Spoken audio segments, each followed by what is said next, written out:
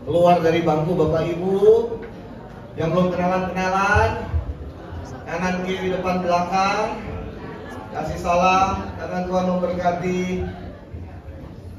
Silakan duduk, silakan duduk.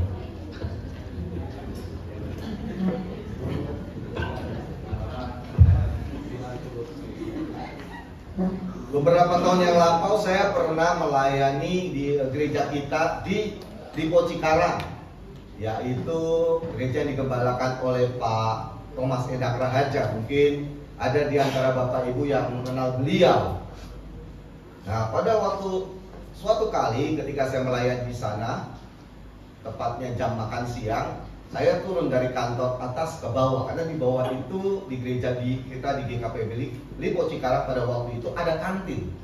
Kantin bukan hanya untuk staf, tapi juga untuk terbuka untuk umum, ya, di bawah lobi gereja. Dan ketika saya memesan makanan, saya melihat ada seorang bapak yang cukup tua.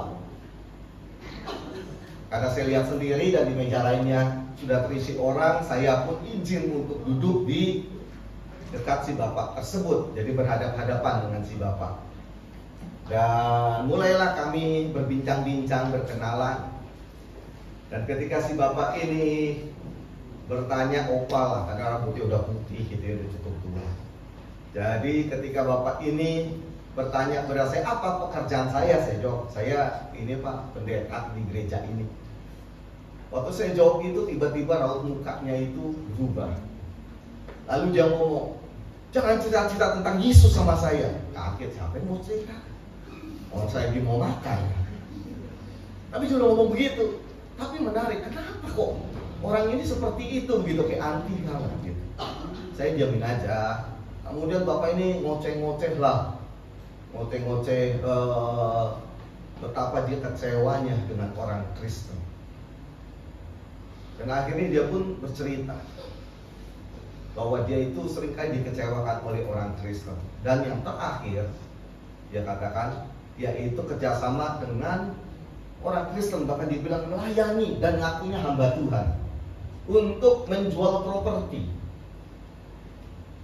Dikatakan si orang Kristen ini berjanji kalau ada properti yang laku, dia kasih 5% si bapak ini. Gitu. Dan ternyata bapak ini bisa menjual satu properti, artinya dia kenalkan orang untuk membeli properti kepada si orang Kristen ini yang ngakunya hamba Tuhan dan melayani di gereja, aktif di gereja. Si bapak pikir lumayan 5% kali harga properti di Lipo Cikarang pada waktu itu, ya nggak murah-murah juga. Tapi minggu demi minggu, bulan demi bulan, setelah properti itu dijual, si bapak ini nggak dapat juga komisinya 5% itu. Sampai akhirnya setelah kalau nggak salah 3-4 bulan, orang yang menjanjikan komisi ini ngomong, si bapak nggak bisa 5%, kan harus dipotong admin ini itu dan sebagainya, jadi dipotong 3%. Dari 5% itu berapa? 3%. Jadi si bapak pikir ya lumayan lah, karena nominalnya cukup besar daripada nggak dapat sama sekali. Waktu berlalu sampai di bulan ke-8 pada waktu saya ketemu bapak, sepeser pun dia tidak dapat. Dia bilang, kok orang Kristen begitu, kok ngaku hamba Tuhan begitu, kok ngaku melayani di gereja begitu. Saya percaya apa yang saya ceritakan ini mungkin pernah bapak ibu saudara-saudari alami. Punya kenalan, tuh, ngakunya orang Kristen. Dan biasanya kalau kita menjadi pengikut Kristus, biasanya dituntut lebih daripada yang lain. Tuntutan, salah satu tuntutan yang diminta adalah perubahan hidup kita. Jadi wajar si bapak ini juga menuntut yang namanya orang Kristen itu harus berubah. Dan tidak jarang kita temui di sekitar kita, betul? Yang sebagai aktivis gereja, rajin ke gereja, ngakunya orang Kristen, dulunya berbohong, setelah ngaku jadi Kristen pun tetap bohongnya tetap jalan. Gak ada perubahan. Dulunya tukang pinjam uang, gak dibayar-bayar, begitu jadi Kristen pinjamannya nambah, karena beriman Tuhan akan mencukupi kebutuhannya. Cuma sayangnya tetap nggak bayar-bayar itu ya. Dulunya jalanin bisnis seenaknya, janji-janji ke customer, janji mungkin kepada supplier, ambil barang nggak bayar-bayar, nipu sana nipu sini. Setelah menjadi pengikut Kristen, menjadi pengikut Kristus, maksud saya tetap saja tidak berubah. Yang menjadi pertanyaan adalah, kok bisa begitu ya? Dan seringkali yang repotnya kita, khususnya saya ya, lebih suka menuntut orang lain berubah daripada menuntut diri kita sendiri berubah. Betul apa betul? Betul apa betul? Kita menuntut suami kita berubah, kita menuntut papa mama kita berubah, kita menuntut saudara kita berubah, kita menuntut teman kita berubah, kita menuntut anak kita berubah, kita menuntut semua berubah. Kalau perlu anjing di rumah pun suruh berubah. Ya kan? Kalau mau kencing sembarangan suruh berubah kan? Kita nuntut gembala kita berubah, tapi kita jarang memikirkan apakah saya sudah berubah. Padahal perubahan itu adalah bagian yang penting di dalam kehidupan kita sebagai pengikut Kristus. Jadi bukan hanya kita fokus untuk melihat orang lain berubah, tetapi terlebih lagi kita juga harus bisa melihat sejauh mana diri kita ini berubah setelah kita mengenal Kristus. Padahal sudah kita ketahui, ketika Kristus memanggil kita sebagai pengikutnya, kalau kita membaca di dalam Matius pasal ke-5 ayat ke-13 sampai 15, dikatakan bahwa kita ini harus hidup memiliki kualitas yang tinggi, memiliki hidup yang bermutu. Sedemikian bermutunya, sedemikian tingginya kualitas hidup kita, sehingga dikatakan kita harus menjadi garam dan terang dunia. Tuh. Apa itu garam dunia? Garam dunia artinya kita mempengaruhi keadaan sekitar. Kita mengasingkan keadaan di sekitar kita yang terasa hambar. Apa itu terang dunia? Artinya kita menyinari kegelapan yang ada di sekitar kita. Orang yang tahu dalam kegelapan itu dia tidak tahu apa yang terjadi di sekitarnya, tidak bisa membedakan mana yang benar, mana yang salah. Itulah orang yang hidup dalam kegelapan. Dan kita diminta atau diberitahu oleh Yesus, dipanggil untuk menjadi terang dunia, supaya orang lain melihat diri kita, mereka tahu mana yang benar, mana yang salah. Masalahnya hidup kita seringkali tidak menjadi seperti itu. Tidak menjadi terang yang bisa orang melihat hidup kita, membenarkan, melihat mana yang benar, mana yang salah. Seringkali kita tidak mengasingkan keadaan di sekitar kita. Justru kita dihambarkan oleh keadaan di sekitar kita. Yang lain nggak jujur, kita ikut nggak jujur. Di sekolah yang lain nyontek, kita ikut nyontek. Yang lain nipu sana nipu sini, kita ikut nipu sana nipu sini. Sehingga pada akhirnya kita nggak memiliki hidup yang bermutu dan kualitas, karena tidak ada yang namanya perubahan di dalam kehidupan kita. Yang menjadi pertanyaan adalah, bagaimana saya bisa berubah? Saya tidak tahu berapa banyak di antara Bapak Ibu saudara yang pernah atau mungkin saat ini, Tuhan, saya pengen berubah nih, tapi kok kayaknya sulit sekali. Berapa dari Bapak Ibu saudara yang pernah mengalami itu? Apapun, perubahan apapun, baik sebagai istri, baik sebagai suami, sebagai orang tua, sebagai anak, sebagai seorang pengikut Kristus. Tuhan, saya pengen berubah. Saya pengen lebih dekat lagi sama Engkau. Tuhan, saya pengen berubah. Saya pengen sungguh-sungguh di dalam mengikuti Engkau. Ada yang pernah begitu? Mudah-mudahan ada. Kalau tidak ada, berarti sangat-sangat mengkhawatirkan. Dan untuk itulah mengapa di sepanjang bulan ini gereja kita membahas satu tema yang namanya Becoming a Better You. Menjadi pribadi Anda yang lebih baik. Supaya kita bisa menjadi pribadi yang lebih baik, mau tidak mau kita harus berubah. Betul? Kalau kita nggak bersedia berubah, sulit bagi kita menjadi pribadi yang lebih baik. Pernahkah Bapak Ibu saudara bayangkan 10 tahun lagi saya akan menjadi pribadi seperti apa? Pernahkah Bapak Ibu saudara-saudari menggambarkan 5-10 tahun lagi saya menjadi suami yang seperti apa, istri yang seperti apa, anak yang seperti apa, orang tua yang seperti apa, pengikut Kristus yang seperti apa?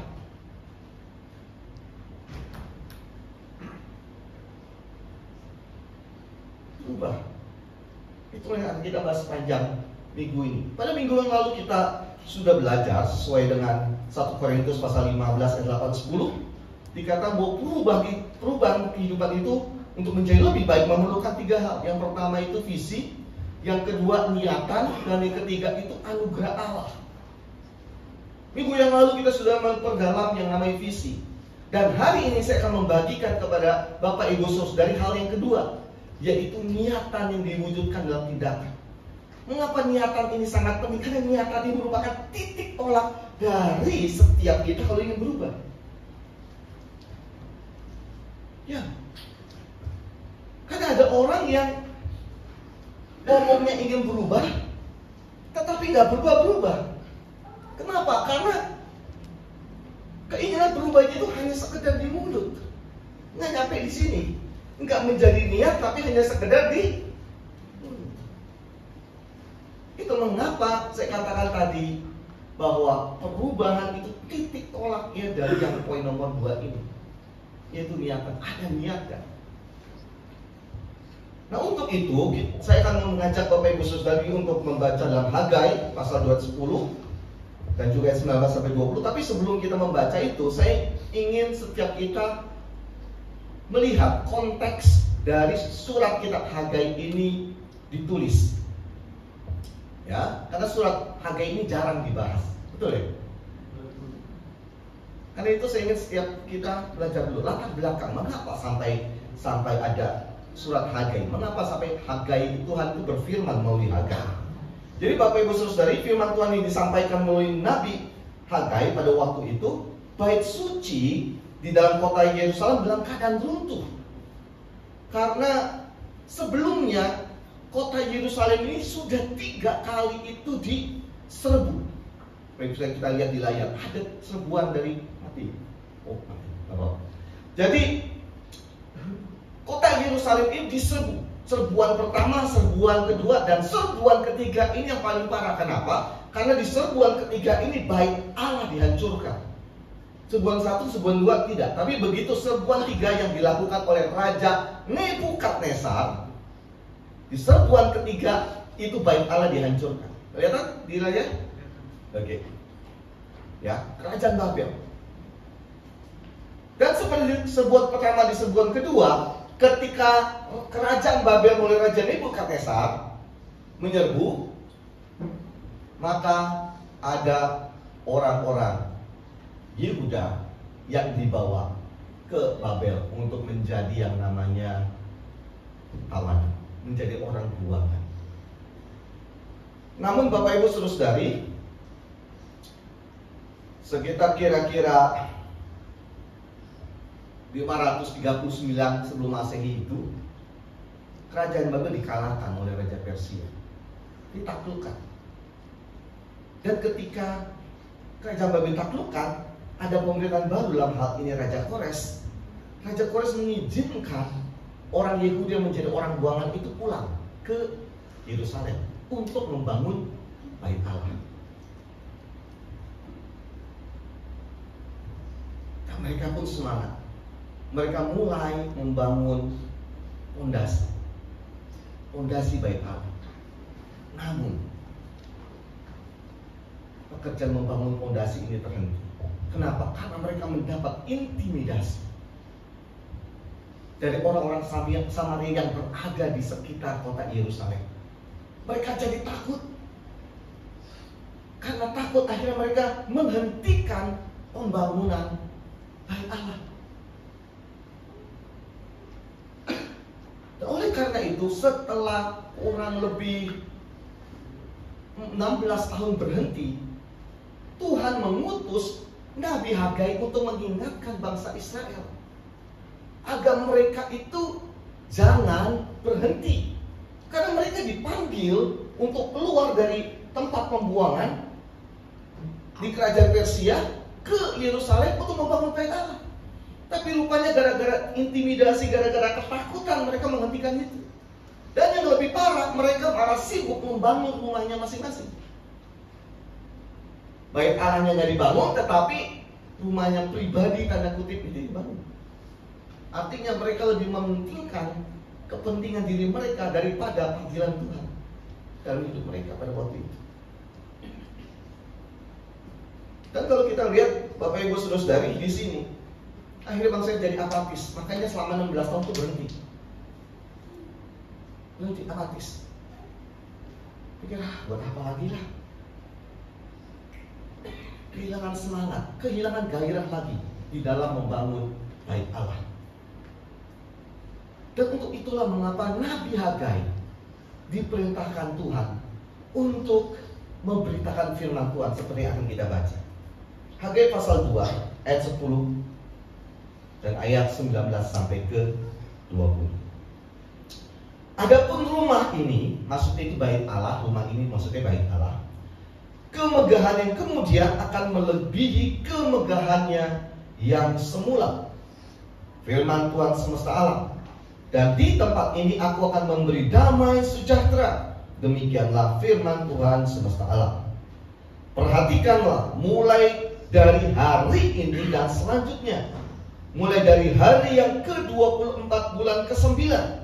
Mulai dari hari diletakkannya dasar bait Tuhan, perhatikanlah. Apakah benih masih tinggal tersimpan dalam lumbung? Dan apakah pohon anggur dan pohon ara, pohon delima dan pohon zaitun belum berbuah? Mulai dari hari ini aku akan memberi berkat. Bapak Ibu Saudara, kalau kita membandingkan kondisi kota Yerusalem dan bait suci yang ada dalam kota Yerusalem serta sikap orang Yehuda pada waktu itu, di mana mereka begitu apatis, mereka nggak gairah untuk membangun lagi bait Allah, kehilangan semangat lagi. Ini kita bisa lihat perbandingannya dengan diri kita. Gak beda jauh, Bapak Ibu. Artinya bait suci yang dimasukkan dibangun kembali setelah hancur. Supaya apa? Supaya ada umat Tuhan bisa beribadah kepada Tuhan. Artinya umat Tuhan bisa membuat atau membangun relasi yang akrab dengan Tuhan. Itu tidak berfungsi sama sekali. Dan itu seringkali terjadi dalam diri kita. Bukankah keadaan bait suci yang terbengkalai berpuluh-puluh tahun tidak bedanya dengan keadaan kita? Keadaan rohani kita yang terbengkalai bertahun-tahun, keadaan mungkin keluarga kita yang terbengkalai bertahun-tahun, dan kita biarkan begitu saja. Kalau ditanya sama orang, Pak, apa kabar? Jawabannya selalu apa? Jawabannya apa? Luar biasa, baik. Sekali lagi, antara di mulut dengan di hati seringkali apa?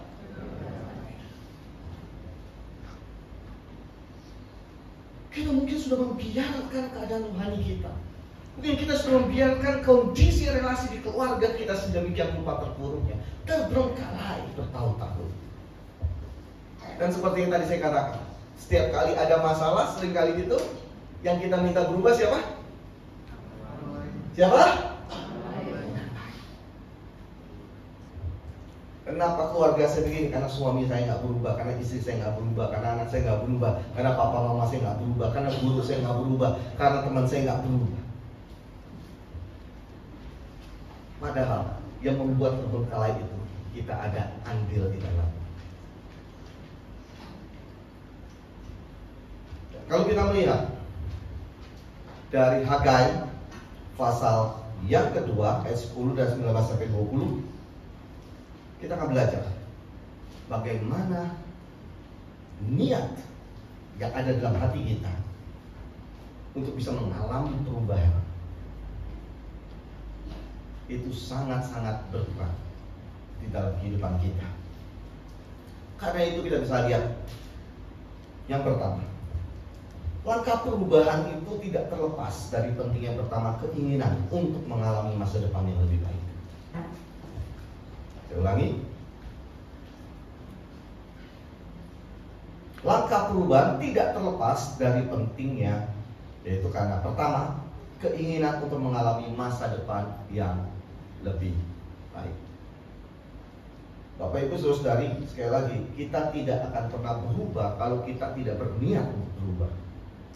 Makanya saya katakan tadi, orang dengan gampang mulut ngomong ingin berubah, tapi yang menentukan bukan mulut. Kita mau ngomong berkali-kali juga tidak akan berubah kalau hati kita. Perbedaannya sederhana, hanya 20 cm. Ngerti maksud saya? Antara mulut dengan hati 20 cm. Dan cuma, ya saya mau berubah, ya saya pengen berubah, ya saya pengen berubah dengan di sini. Pak, tapi saya nggak berniat berubah, tapi bisa berubah tuh. Ya ada, kadang-kadang ada, dipaksa sama keadaan. Tapi kalau perubahan yang kayak begini, tidak akan bertahan lama.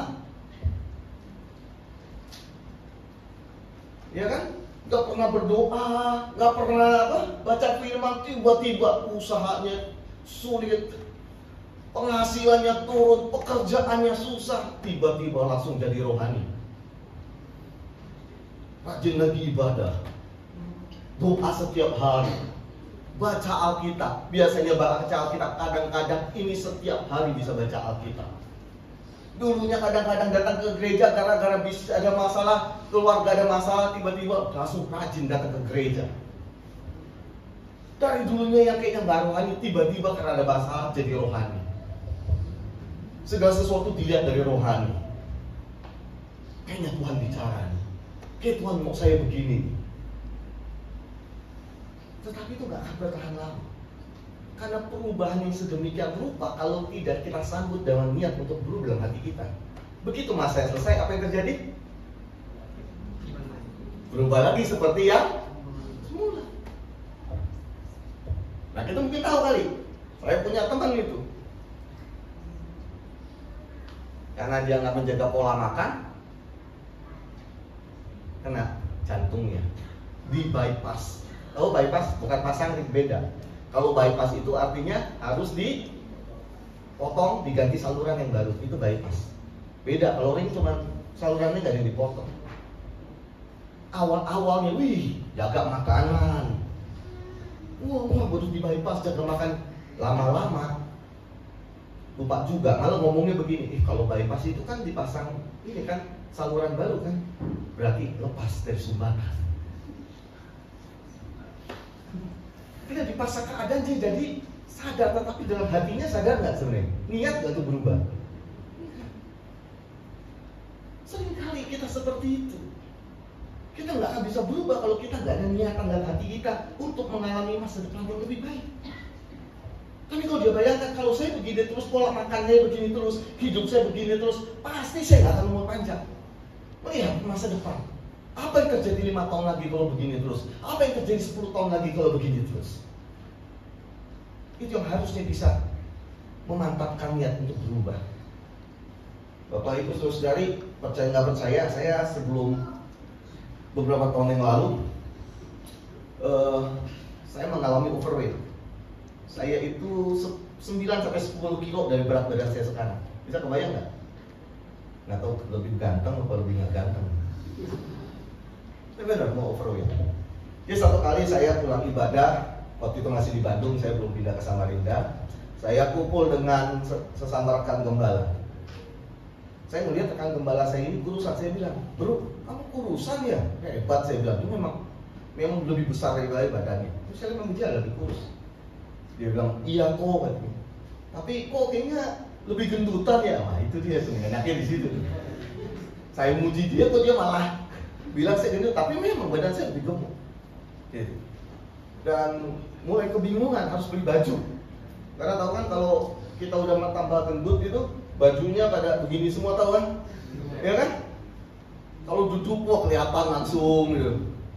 Itu saking gendutnya saya itu celana itu mesti naik 2 nomor. Biasanya 32 itu bisa sampai 36.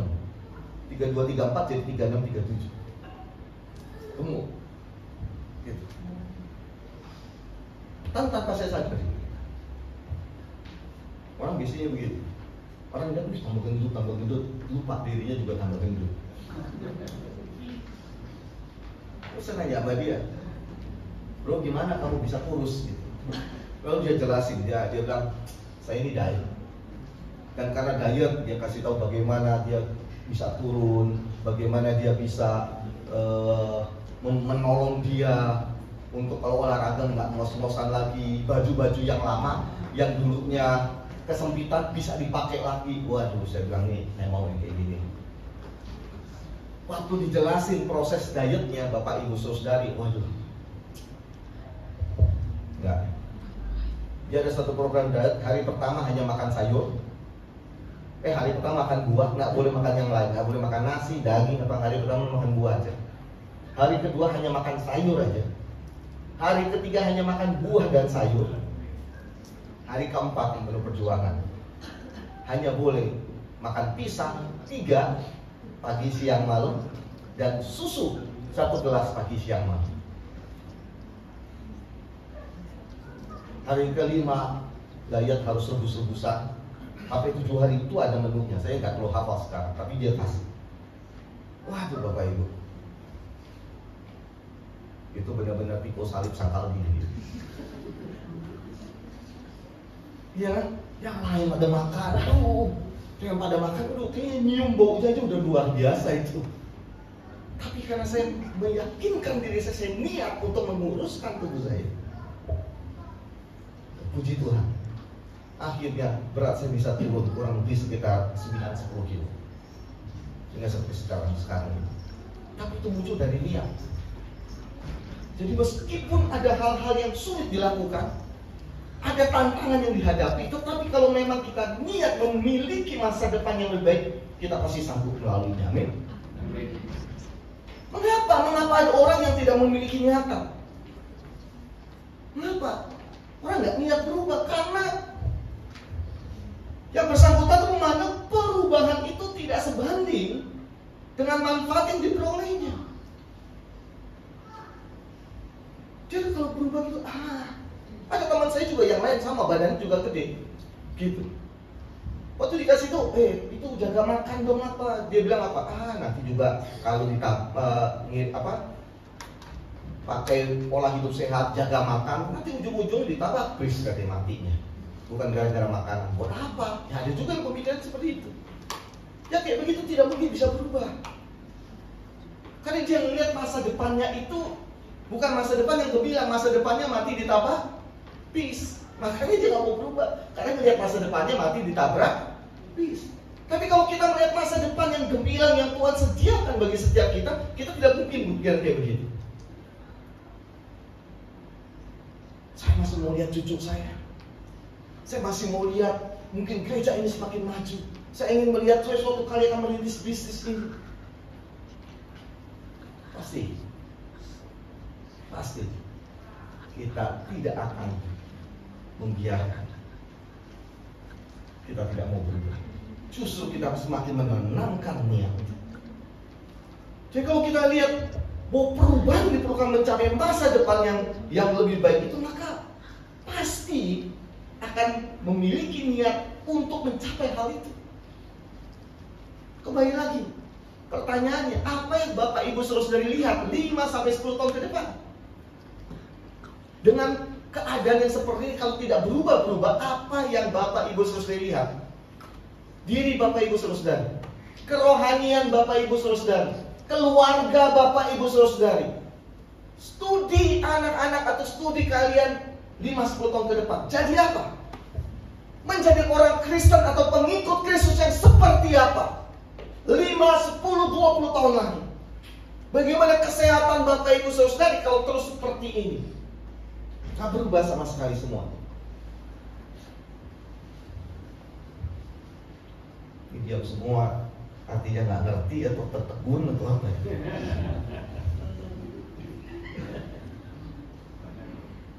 Apa kayak gini-gini aja? Atau kita mau menjadi pribadi yang lebih baik? Kasih tahu kiri kanan, saya mau lebih baik. Kasih tahu kiri kanan, saya mau lebih baik. Nah, itu sebabnya Tuhan melalui Nabi Hagai menyampaikan masa depan lebih baik dialami umatnya kalau mereka bersedia melakukan perubahan, yaitu membangun bait Allah. Seperti yang bisa kita dalam Hagai pasal 2 ayat 10 dan ayat 10 dikatakan demikian. Adapun rumah ini kemegahannya yang kemudian akan melebihi kemegahan yang semula. Firman Tuhan semesta alam. Dan di tempat ini aku akan memberi damai sejahtera. Demikian firman Tuhan semesta alam. Di sini Tuhan berjanji apabila umatnya membangun kembali bait suci yang telah runtuh, maka Tuhan akan menghadirkan masa depan lebih baik. Dikatakan ada damai sejahtera di tengah umatnya.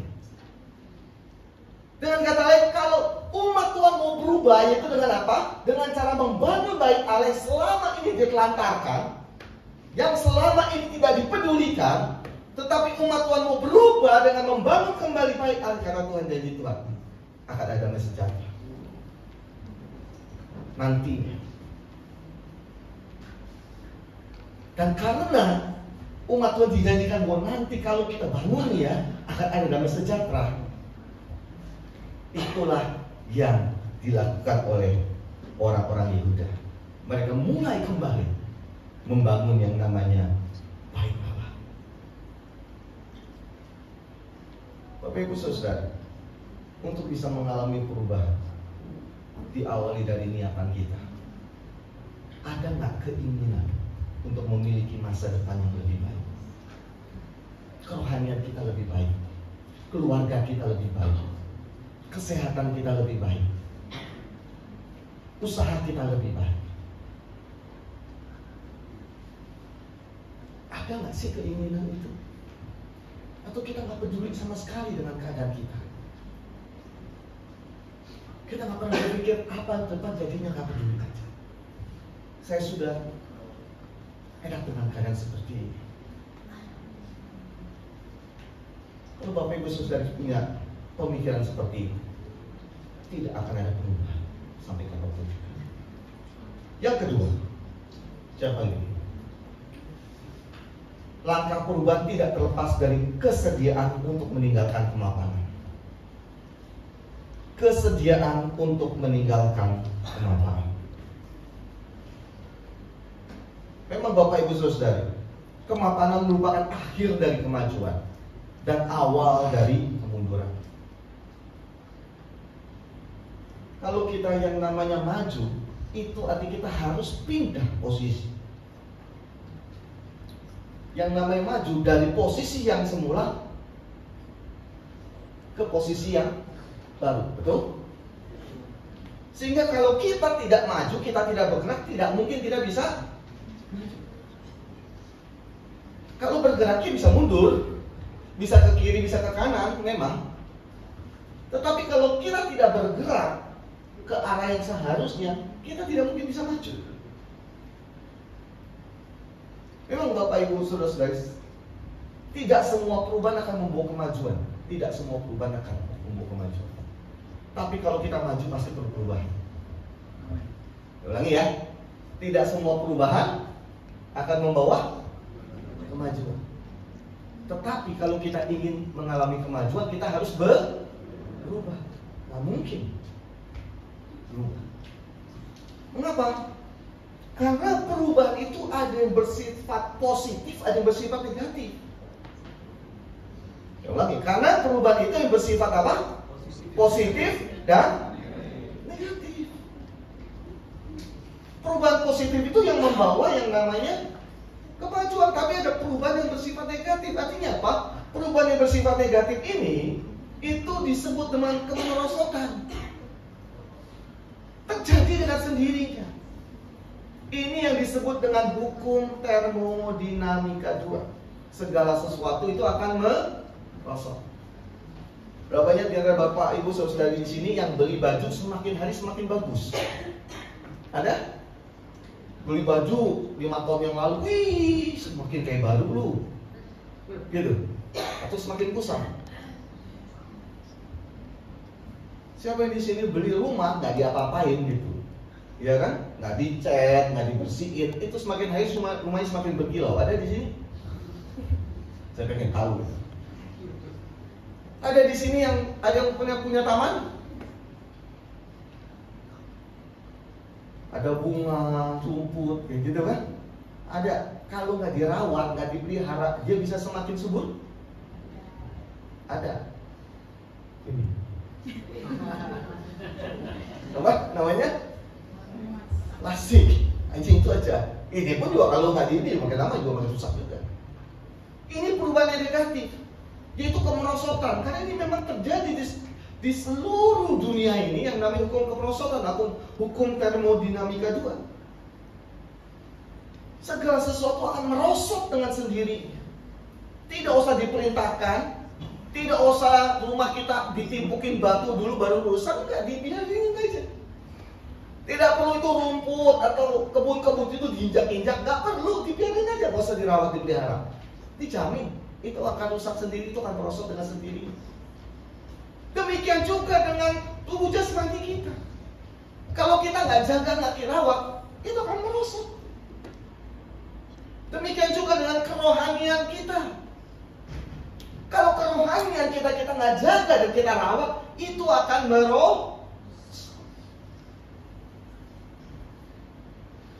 Tapi Bapak Ibu Saudari, saya sering kali mempertanyakan kalau ada orang yang ngomong, Pak, saya mau pindah gereja, kenapa? Karena saya nggak dapat berkat di ibadah.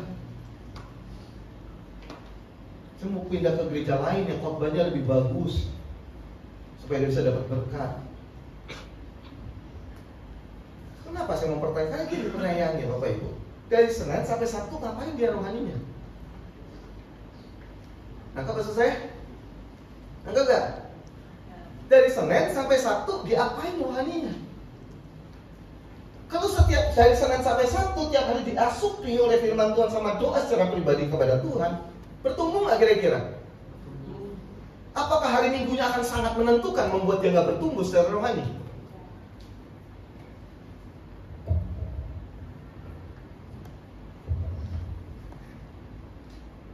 Senin sampai Sabtu perlu kita rawat kerohanian kita. Jangan hanya mengandalkan hari Minggu, Bapak Ibu Saudara. Karena apa? Karena hukum kemerosotan. Kalau kerohanian kita tidak dijaga, itu tanpa kita sadari kita akan merosot. Karena itu penting bagi setiap kita untuk meninggalkan kemapanan. Jangan kita biarkan keadaan kita ini seperti ini terus. Jangan biarkan kita terlena dengan keadaan kita seperti ini. Karena kita pikir ya udah biarin aja lah, nggak dia apa-apain, nanti juga bisa bertumbuh. Atau kita mengharapkan gereja yang menumbuhkan kita tanpa kita memegang peranan di dalam pertumbuhan rohani kita. Ya tentu, salah satu tugas gereja adalah membina jemaat supaya bertumbuh secara rohani. Tetapi jangan lupa bahwa setiap kita juga punya tanggung jawab masing-masing untuk membina kerohanian kita setiap hari. Amin. Saya melihat ada wajah kelegaan di muka Pak Andrew. Kalau nggak bertumbuh yang salah gembalanya, kalau nggak bertumbuh salah gereja, kalau nggak bertumbuh lupa bahwa dirinya itu juga punya tanggung jawab untuk memelihara kerohaniannya setiap hari. Kecuali Bapak Ibu Saudara pengen tiap hari tinggal di sini. Nah itu boleh Pak Andrew mungkin bisa disalahin mungkin. Ayo, tinggalkan kemapanan. Jangan sampai kita nggak peduli dengan keadaan kita. Jangan kita mau seperti begini terus dan kita sudah nyaman dengan keadaan kita seperti ini. Jangan. Ayo kita bangkit. Ini pun dikatakan Hagai di dalam Hagai pasal 2:10. Adapun rumah ini kemegahan yang kemudian akan melebihi kemegahan yang semula. Firman Tuhan semesta alam. Dan di tempat ini aku akan memberi damai sejahtera, demikianlah firman Tuhan semesta alam. Di ayat ini dikatakan Tuhan berkata bahwa kemegahan bait suci akan datang, yaitu yang lagi dibangun oleh umat Tuhan, itu akan melebihi keadaan bait suci yang semula yang telah diruntuhkan oleh tentara Babel. Dia seperti itu.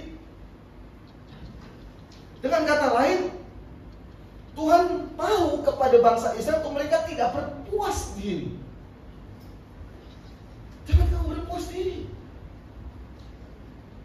Mereka mau membayang-bayangkan, aduh dulu ya gimana ya baik Allah, kayaknya baik Allah dulu lebih hebat dari. Enggak, kata Tuhan, kamu bisa. Kemegahannya bisa lebih daripada yang dulu. Bagaimana mungkin Tuhan yang dulu tuh luar biasa di zamannya Salomo? Enggak, kata Tuhan, bisa yang lebih megah daripada yang dulu. Asal mereka mau tidak cepat puas diri. Yang jadi masalah mereka itu cepat puas diri karena apa? Karena mereka terintimidasi, karena mereka takut, jadi mereka tidak mau melakukan apa-apa. Berapa di antara kita yang juga seperti itu? Kita membiarkan keadaan kita seperti sekarang ini bertahun-tahun tanpa ada perubahan sama sekali.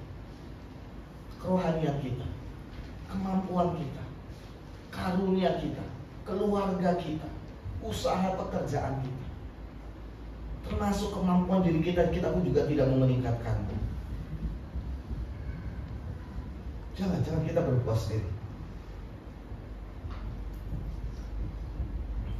Kalau saudara mengharapkan kehidupan rohani yang lebih bugar dan kualitas hidup yang lebih berbobot, saudara harus bersedia meninggalkan kemapanan dan mengalami perubahan secara terus-menerus dalam kehidupan saudara. Kita seringkali bernostalgia. Seringkali saya ketemu dengan banyak orang Kristen, mereka suka bernostalgia. Dulu Pak, dulu saya itu bisa 5 pasal sehari baca Alkitab. Dulu tapi ya, sekarang ya 5 hari sekali. Kalau dulu sehari 5 pasal, sekarang 5 hari 1 pasal. Dulu Pak, dulu kalau saya doa itu bisa 2 jam Pak, 2 jam.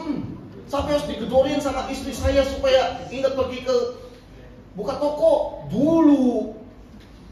Sekarang 2 jam dalam 1 tahun. Atau 2 jam dalam 1 minggu. Dulu Pak, dulu saya melayani giat Pak. Gereja kalau ada acara saya datang terus. Itu mau persekutuan wanita, pria, orang tua, anak, saya datang lah pokoknya. Tapi sekarang Pak, nunggu dijewet istri baru datang. Nunggu dimarahin anak baru datang. Dulu. Kalau dulu seperti itu, sekarang gini berarti Bapak Ibu Saudari sudah merol. Jangan berpuas diri kalau begitu. Jangan. Ayo bangkit. Ayo bangkit. Ayo bangkit. Kasih tahu kiri kanan. Ayo bangkit. Ayo kasih tahu kiri kanan. Ayo bangkit. Ayo bangkit. Berubah. Jangan puas diri dengan keadaan sekarang ini. Apapun keadaan Bapak Ibu Saudari, bagaimanapun keadaan kerohanian Bapak Ibu Saudari, berubah menjadi lebih baik, berubah menjadi serupa dengan Kristus. Yang ketiga, yang terakhir, langkah perubahan tidak terlepas dari namanya kerinduan untuk mengalami berkat Tuhan. Saya ulang, ya, langkah perubahan tidak terlepas dari kerinduan untuk mengalami berkat Tuhan. Memang Bapak Ibu Saudari, kita sebagai pengikut Kristus, tujuan kita menjadi pengikut Kristus itu tidak semata-mata untuk mendapatkan berkat. Kita tidak mengejar berkat, memang. Kita harus sadar kalau kita ini mengikut Kristus, Bapak Ibu Saudari, itu karena kita meresponi anugerah Tuhan. Karena ada anugerah Tuhan di situ. Bukan semata-mata mengejar berkat. Kalau kita mengikut Kristus karena kita meresponi anugerah Tuhan dan panggilan Tuhan yang mulia dalam kehidupan kita. Itu motivasi utama. Namun, nah ini dia. Karena seringkali ada satu yang ekstrim sama sekali anti berkat. Ada yang satu ekstrim yang kiri harus diberkati, yang ini anti diberkati.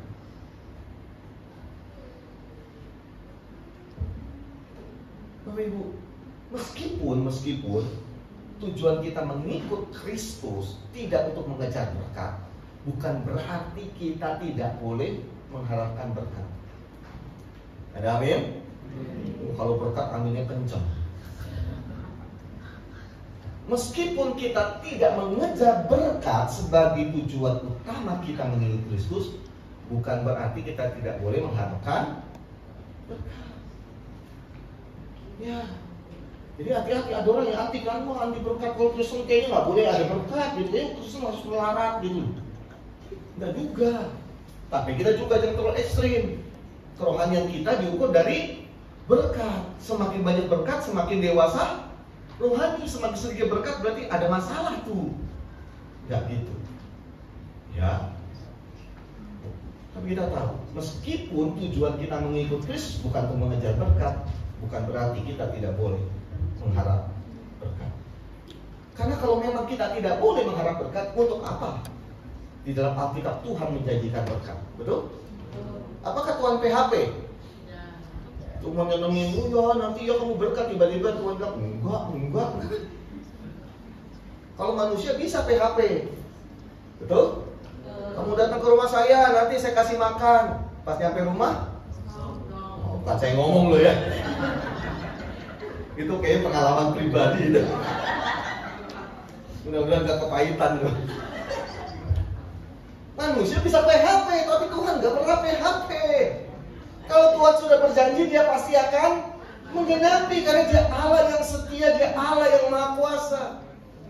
Tidak ada yang bisa menggagalkan janjinya. Kalau Dia sudah berjanji, Dia mampu menepatinya. Beda dengan manusia. Kalau manusia suka berjanji, sulit menepati. Ya ini pengalaman Bapak Ibu kan. Beda dengan Tuhan. Makanya kalau kita melihat di dalam Hagai pasal 2 ayat 19 sampai 20, kita lihat dikatakan demikian. Perhatikanlah mulai dari hari ini. Dari kapan? Dan selanjutnya, mulai dari hari yang ke-24 bulan ke-9, mulai dari hari diletakkannya dasar baik Tuhan, perhatikanlah apakah benih masih tinggal tersimpan dalam lumbung, dan apakah pohon anggur dan pohon ara, pohon delima dan pohon zaitun belum berbuah. Mulai hari ini aku akan apa? Memberi. Kita lihat dalam 2 ayat itu yang paling sering diulang apa? Mulai hari ini, mulai hari ini, mulai hari di mana baik adil datang, mulai hari ini. Akhir dikatakan apa? Aku akan. Dengan kata lain, ketika bangsa Israel mau mengambil tindakan perubahan itu dengan mulai membangun fondasi bait Allah, mulai membangun kembali bait Allah, seperti apa yang Tuhan perintahkan. Hidup mereka berubah dari apatis, dari malas-malasan, udah gak mau berubah, udah begini aja deh, gak usah pedulilah dengan bait Allah, gak usah berubah, udah begini aja tuh enak kok, tenang-tenang aja, mau ngapain repot-repot lagi bangun bait Allah. Tapi ketika mereka mulai mewujudkan niat mereka dalam tindakan, di situ ada berkat Tuhan, amin. Di situ ada berkat. Itu yang Tuhan janjikan. Karena Dia Allah yang setia. Dia bukan pribadi yang PHP. Kalau kita sungguh-sungguh menatap masa depan, dan kita memiliki keinginan untuk mengalami masa depan itu, dan kita mulai ambil tindakan perubahan yang kita perlukan untuk bisa mencapai masa depan tersebut. Firman Tuhan katakan, di situ akan ada berkat Tuhan. Di situ akan ada berkat Tuhan. Hari ini Bapak Ibu, berdasarkan firman Tuhan yang Dia sampaikan dalam Hagai pasal 10 dan 19 sampai 20, kita bisa melihat pentingnya peranan dari niatan atau intention supaya kita bisa mengalami perubahan. Tanpa ada niatan, sulit bagi kita untuk bisa berubah. Niatan itu atau intention itu dalam wujud keinginan untuk mengalami masa depan. Intention itu dalam wujud kesediaan kita untuk meninggalkan kemalangan. Intention atau niat itu diwujudkan di dalam mengalami berkat yang Tuhan janjikan dalam hidup kita. Yang menjadi pertanyaan, sejauh mana kita berniat untuk berubah? Atau sama sekali kita sudah tidak peduli dengan keadaan kita? Kita udah 10 tahun menjadi pengikut Kristus. Kita mungkin udah 20 tahun, 30 tahun berumah tangga. seolah kita nggak mau peduli dengan keadaan kita. Kita bisa menuntut orang lain berubah, mertua kita berubah, menantu kita suruh berubah, pasangan kita berubah, suami kita suruh berubah, istri kita suruh berubah, orang tua kita suruh berubah, anak-anak kita suruh berubah, teman kita suruh berubah. Tapi kita lupa justru yang paling penting. Kita lupa menuntut diri kita untuk berubah. Bagaimana dengan 5-10 tahun ke depan? Bagaimana dengan 20 tahun ke depan? Apakah kita menggambarkan masa depan yang lebih baik? Atau kita tidak punya gambaran apa-apa sehingga kita merasa tidak perlu berubah? Mari kita berdoa.